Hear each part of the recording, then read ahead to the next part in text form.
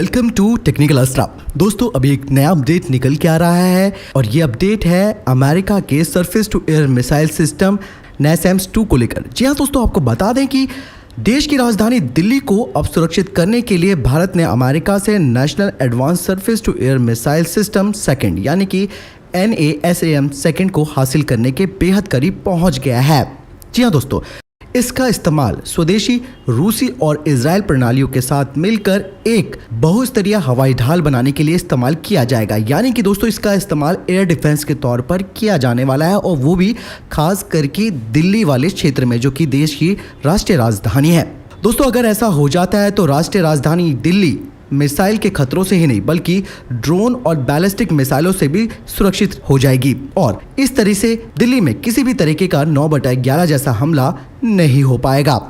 रक्षा मंत्रालय के अंदर के जो सूत्र है उन्होंने अभी अपडेट दिया है। उन्होंने कहा है कि अमेरिका ने अपने विदेशी सैन्य बिक्री कार्यक्रम, जिसकी 6,000 करोड़ रुपए यानी कि लगभग $1 बिलियन से अधिक की लागत है, उसके तहत भारत को NASAMS सेकंड की बिक्री के लिए स्वीकृति पत्र दे दिया है और इसका जो अंतिम मसौदा है वो जुलाई से अगस्त तक भेज दिया जाएगा। साथ ही दोस्तों सूत्रों का ये भी मानना है कि दिल्ली के आसपास मिसाइल बैटरियों की तैनाती के लिए साइटों के चयन पर भी बात हो चुकी है। यानी कि दिल्ली में किस किस जगह पर इन मिसाइलों को यानी कि इस एयर डिफेंस सिस्टम को लगाया जाएगा, वो कौन से एरिया होंगे जहां पर इस डिफेंस सिस्टम को लगाना है, उसके बारे में भी एक मीटिंग होगी और फिर डिसाइड किया जाएगा कि ये क्षेत्र है जहां पर इस सिस्टम को लगाया जाना है। दोस्तों यहाँ पे मैं आपको बताना चाहूंगा कि अगर ये सौदा तय हो जाता है तो इसकी डिलीवरी आने वाले 2 से 4 सालों में हो जाएगी। MOD यानी कि मिनिस्ट्री ऑफ डिफेंस ने NASAMS अधिग्रहण के लिए एक आवश्यक स्वीकृति प्रदान कर दी थी, जिसके बाद अमेरिका ने भी भारत के लिए एक ऑफिशियल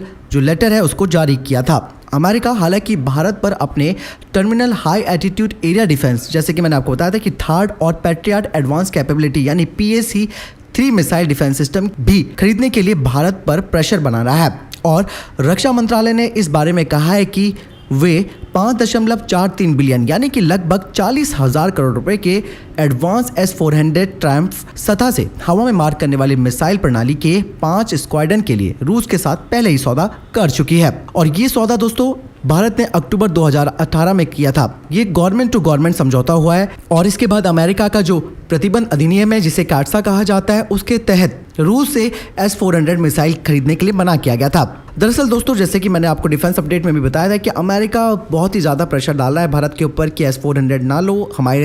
हमने उसके लिए थर्ड सिस्टम बना रखा है। लेकिन भारत ने साफ साफ कह दिया कि वो पीछे नहीं हटेगा क्योंकि S-400 सिस्टम जो है, डिफेंस सिस्टम जो है, वो खास करके हमारी जितनी रिक्वायरमेंट है उसे पूरी करने में सक्षम है।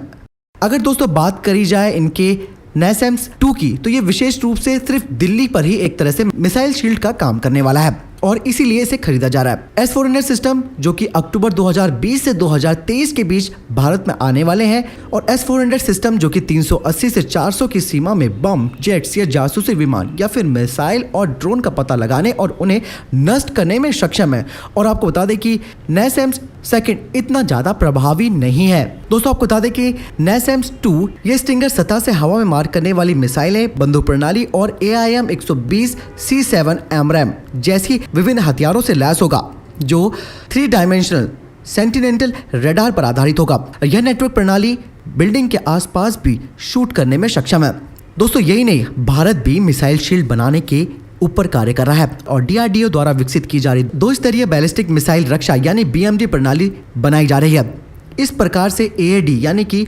उन्नत वायु रक्षा और PAD यानी कि पृथ्वी वायु रक्षा इंटरसेप्टर मिसाइलों को वर्तमान में दुश्मनों की मिसाइलों को रोकने के लिए तैयार किया जा रहा है, जो 15 से 20 किलोमीटर से लेकर 18 से 100 किलोमीटर की ऊंचाई से 2000 किलोमीटर की दूरी तक के टारगेट को खत्म करने में सक्षम है। सुरक्षा की दूसरी परत मोबाइल S-400 सिस्टम के माध्यम से होगी, जिसमें 120, 200, 250 और 380 किलोमीटर के अंतर वाली मिसाइलें होंगी। ये मिसाइलें रडार, लॉन्चर सहित कई खूबियों से लैस होंगी। दोस्तों इसके बाद भारत और इजरायली लंबी दूरी की सतह से हवा में मार करने वाली मिसाइल बैरक 8 है, जो कि विमान, हेलीकॉप्टर, एंटीशिप मिसाइल और UAV के साथ साथ क्रूज मिसाइलों और लड़ाकू जेट विमानों के किसी भी प्रकार के हवाई हमले से बचने के लिए डिजाइन की गई है, जिससे कि 70 से 100 किलोमीटर की इंटरसेप्टर रेंज होती है। 25 किलोमीटर की रेंज वाली स्वदेशी आकाश क्षेत्र की रक्षा मिसाइल प्रणाली NASAMS के ऊपर परत बनाएगी। यानी कि दोस्तों इस तरीके से पूरा एयर डिफेंस बनने वाला है भारत का कि किस स्तर पर किस डिफेंस सिस्टम को लगाया जाना है। यानी कि कुल मिलाकर